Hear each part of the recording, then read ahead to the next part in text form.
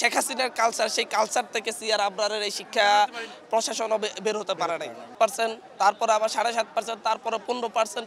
আপনি যখন দাবি মানবেনই তাহলে এত তালবাহানা কেন? প্রথম দিকে কেন আলাপ আলোচনার মাধ্যমে এই দাবিগুলা কতটুকু মানা যায় সেটা শিক্ষকদের সাথে সমঝোতা করেন নাই কেন? প্রথম দিকে কেন শিক্ষকদের গায়ে হাত তুলছেন যখন দাবি মানতেই হবে? এটা তো হাসিনার সময় দেখতাম প্রথমে দমন করার চেষ্টা, দমনে ব্যর্থ হলে সমঝোতার চেষ্টা, সমঝোতায় ব্যর্থ হলে তারপরে মেনে নিতে হয়। ঠিক একই ধরনের ধাপগুলো আমরা এই সিআর আবরারের সময়ে দেখলাম।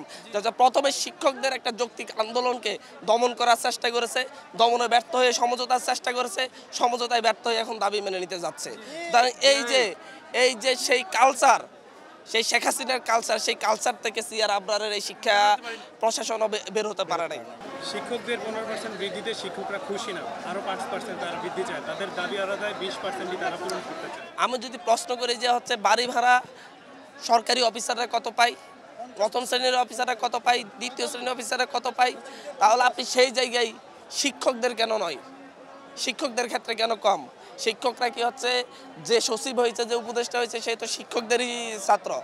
শিক্ষকদের যৌক্তিক দাবিকে আপনি এভাবে মানে হচ্ছে শিক্ষকদের যৌক্তিক দাবি, আমি মনে করি 20% শিক্ষকদের যৌক্তিক দাবি, এটা আরও বেশি হলেও যৌক্তিকই হতো যতক্ষণ পর্যন্ত না রাষ্ট্রের সর্বোচ্চ যেই বাড়ি ভাড়ার যেই ধার্য করা রয়েছে সেটার উপরে না যায়। শিক্ষকরা তো সর্বোচ্চ মর্যাদা পাওয়ার কথা আমি মনে করি।